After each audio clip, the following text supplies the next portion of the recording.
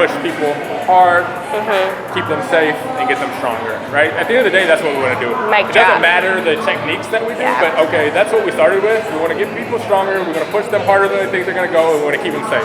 Okay, now how do we do that? The Versaclimber was the answer for the conditioning part.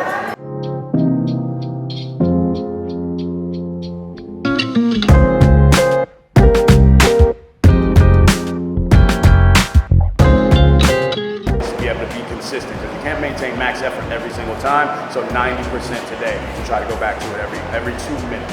Okay. All right. So the way class is going to run, I'm going to talk the class through a warm up. I'm going to have one of the members be my model and demo, and then Coach K is going to demo the exercises as I give you guys a rundown. I'll tell you what's going to be going on the climber, on the rig, on the bench. See the demo and the exercises. And it's game time. Awesome. All right, Thank you so much.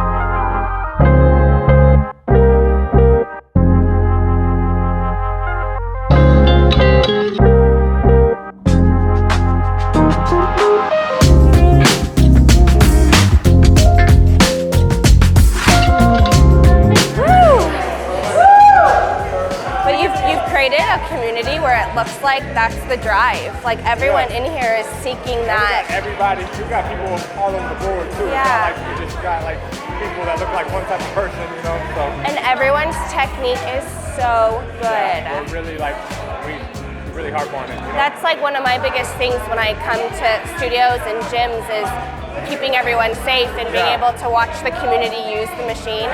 So to see everyone's technique on point is so really cool. Technique here, technique in the shrink, it just helps keep you safe. Safe and coming back and feeling good. You can climb on it crazy and not have great technique and you're still not going to get hurt, which is a great thing about it, right? For new people trying to learn it. Like, it's just not going to hurt you like other machines while you have a learning curve. Totally. And the learning curve, it takes probably 2 sessions, right? The second session, they're like, okay, it starts to click. First session, everything's so new, they're like, oh, their head's spinning. But by the time they come in for the second session, it's like, okay. And there's so many reasons that we use the Versaclimber and, safety, ease, effectiveness, short time that you need to be on it to get the work in. I really love what you guys do here. I run our social accounts, I'm on the marketing team, and then I also run our app platform, So my grandfather actually invented the machine. So this is just like so close to home to be able to watch what you guys do and the community you guys built. It's incredible. Does a lot of your family still work for the company? Oh my God. Yeah, we're a super small family business. There's like 45 employees. Yeah. But it's so widespread, Yeah. So, and congrats on your 3rd location. What city is it in? It's actually going to be here, just a little bit north in Lincoln Park. Okay. Yeah, so about 4 miles north, but a mile in the city is people don't leave their bubble. Totally. Everyone's in their little. Totally. Yeah, I think we drove 25 minutes from our hotel to Intentional Sports. And just, I can tell maybe with traffic, I feel like each 4 blocks, you feel like it's a new city. Right? Yeah, totally. Yeah. That's what we try to do every single time you come in. No matter what you're feeling that day, can we make you work a little bit harder than you think you are, right? And harder than you are if you just go to the gym and you're out there on your phone and you're taking your time. You're gonna get in here 45, 50 minutes, get your workout in, get your strength training in, get your climbing in. So. Yeah, you guys have built an awesome community. I mean, just the energy in the room, you could just tell. The people work fantastic. Freaking hard. We had such a special community here, and it was kind of built over the pandemic. We opened 4 months before the pandemic, and I was like, is this just kind of we're not going to be able to replicate this? But in Milwaukee, it's crazy. We were able to build a community in about 3 months out there, and it was wild. I think it's just it's a me versus me type thing, right? So it's the people that want to accept that. The sign at the front says "Leave your ego at the door," right? That. So it's not about an ego thing. It's about you versus you, right? Challenging yourself, right? Push people hard, keep them safe, and get them stronger, right? At the end of the day, that's what we want to do. Mic It doesn't drop. matter the techniques that we do, but okay, that's what we started with. We want to get people stronger. We're going to push them harder than they think they're going to go, and we want to keep them safe. Yep. Okay, now how do we do that? The Versaclimber was the answer for the conditioning part.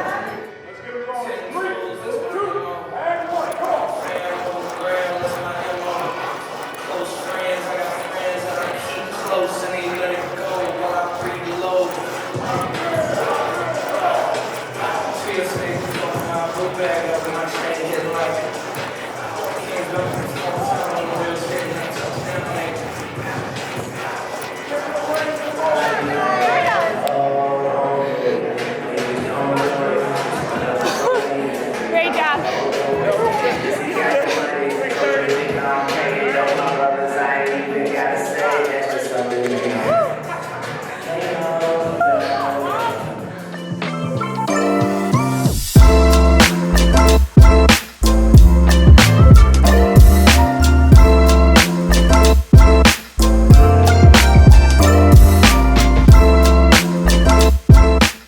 Rocky, and I'm like, what is that machine? And all the other technology he had on there. I'm like, what? So I couldn't wait till my first opportunity to get on there. And my first job out of college at the collegiate setting, I remember going to our athletic director asking for one. I gave him the price, and his jaw dropped, right? Because he knew I had been spending time. It was a local university here. He knew I had been spending time at the Cavs facility. So he was like, this isn't the Cavs, you know, like we don't have a budget for that. He's like, just one, huh? And I was like, yeah. And he's like, well, how's that gonna help all of our athletes? So I had to write up this proposal about, you know, not just from a performance standpoint, but from rehab, return to play, you know, body composition for athletes. You know, it was a lot of low impact. So it was a pretty cool experience. I got approved for it, but it was hard. I started questioning myself, like, man, I have all these athletes. Do I really want to spend all of this out of my budget? You know, but we did. So and then it took off from there for me. But we had a lot of downtime, obviously, because typically our training camp starts in late September, October. So we had this crazy idea that whenever we did come back, we were going to get, you know, a bunch of Versaclimbers and do bike climber circuits. So we wound up getting 8 Versaclimbers during that time. Put together some really cool programs, and then when our players came back from the work stoppage, the lockout, that's what we did to get our guys ready to play. We did Versaclimber circuits. So that was back in 2010. We were the first team in the league by far that went all in, you know, on that. We weren't a very good team, you know, but we definitely early adopters, you know, from that standpoint. And then, you know, Braun came back 2015. We sweeped our first round of the playoffs. We're like, we got to keep our guys in shape because we're not going to play for another 4 days. Right. Like, waiting on these guys to finish their series. So we brought in our DJ that does our stuff at the arena. He comes in, I give him a bunch of artists that our guys like. Hey, you got to play this song. Fun. You got to play that song. It was awesome. Like, they just competed against each other. We had the music going, and it took off, and they loved it. Yeah. What a cool experience. Yeah. I'm so used to the rhythm-based classes on the Versaclimber. Right. So to learn about programmings for, you know, sport specific, because Yeah. so much work and thought goes into it. Oh. What is the programming? Is it time intervals for, because we know the rhythm-based, Yeah. or the choreography. Yeah. Are you getting athletes to do choreography? Yeah, for sure, not in the in our environment, but I do have guys come, you know, to Rise and take class in the summer, in the off season typically, and they love it. Like, they'll bring their spouses or they'll bring their significant others, and they're blown away. You know, they're like, wow, because they're used to, hey, like, you got to get this amount of feet in this amount of time, or I really like using the race mode, which is really cool. I like manipulating and just like progressing guys with that. So they're used to that, you know, sort of exposure to it, where it's really intense and it's short, because, you know, this thing can beat you down. So I don't want that residual soreness. So we hit it hard and keep it short, you know, move on. And so when they hear 30 minutes, they're like, what? Like, I can't. What's this shit? No, you know, like, no, like, I don't care. Like, so when they see that environment, and then they're saying, oh, okay, well, we're doing we're going short, for this song, and then we're going into this long range, and then we're giving them idea of what long range should look back. Look at that screen. That should be your long range. Now we're going to introduce you to this thing called double ups. So it's long two, short two. Okay, this is long two, short two. Now we're going to go into four. So, and then you get the music, the lights. You have your instructor that's bringing it. And again, I think it's applicable for everybody. Not just professional, but general pop as well too. Again, it could be as simple as, hey, we'll do some soft tissue work first, some mobility work, and let's hop on here. And let's increase our core temperature by a warm-up. Again, that's where you're at in that warm-up in terms of what you consider a warm-up and what's over your threshold is relative based on your time on this. But again, it could be 3 minutes, 4 minutes, up to 5 minutes of just some medium intensity efforts just to get the heart rate up, get opportunity to coach technique in a less intense environment. So like inviting. Just warm up. Hey, just give me 100 feet. And let me look at how you're moving. Okay, get off rest. Maybe while you're resting, we're going through some tempo marches. We'll mix in some core, whatever. All right, get back in. Give me another 100 feet. Now, just so you know, that last 100 feet you got, that took you 35 seconds. Just so you know. Cool, okay, so guys kind of get it, like, all right, well, he's paying attention, so he knows. So now when he gets up there, we'll see maybe next time he gets it 32 seconds. Cool, all right, heart rate's up, everything's good. All right, let's keep doing that. And then all of a sudden the guy gets it. Now they understand, okay, so 100 feet should take me about 30 seconds. Yeah, you got it, cool. So now like that's how I typically would start a guy. And then maybe we would go through our training session and then we'll finish, with some efforts on here. I like to keep it short duration at first because a lot of guys, again, they'll start leaning forward or they'll start shifting the weight back. What I don't want them is to say, man, my back was hurting, because I allowed them to, to move, in an ineffective way. And now they have a negative, connection with it. So I keep it very short at first just to make sure that if they are moving not efficiently, it's not going to cause us any trouble. I can honestly say, I don't know if most love it, but I think they respect it. Sure, yeah, they don't love being on it. Yeah, I think they respect it for what it does, for the amount of time that you're on there.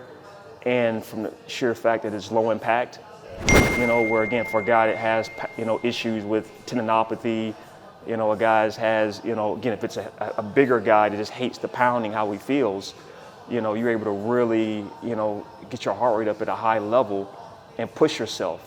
And you get that feeling where, you're trying to catch your breath. And that's where like a lot of athletes understand, I got to get into that uncomfortable space in order to be ready for the competition on the court. Nothing is going to help. Nothing is going to mimic being on the court, but that feeling of being uncomfortable and then being asked to go again, and then being asked to go again. There's that mental struggle is the mental struggle that they experience during a game where I got to get back, where I got to slide, I got to stay low, I got to make my free throws now when my heart's pounding. At least the ones that play at a high level that love it. This is the key.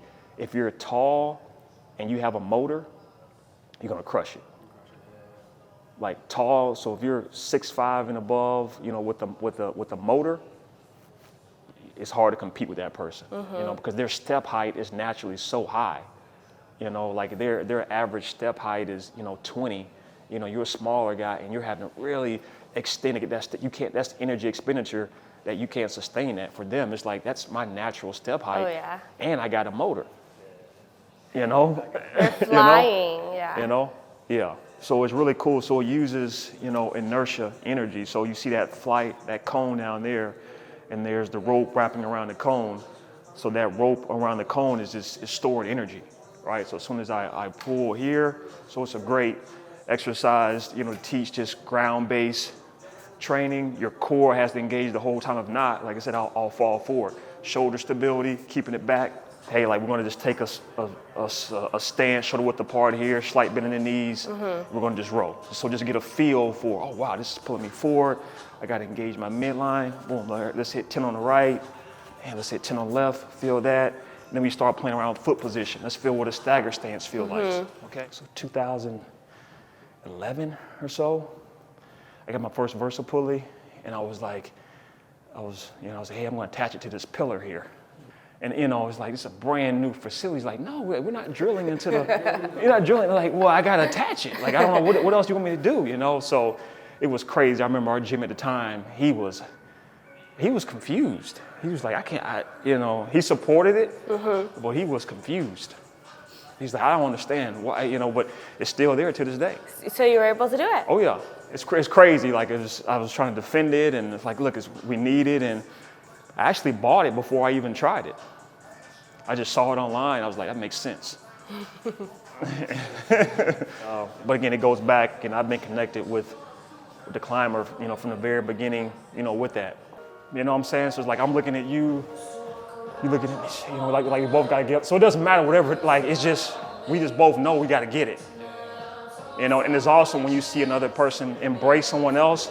Come on, man, let's go.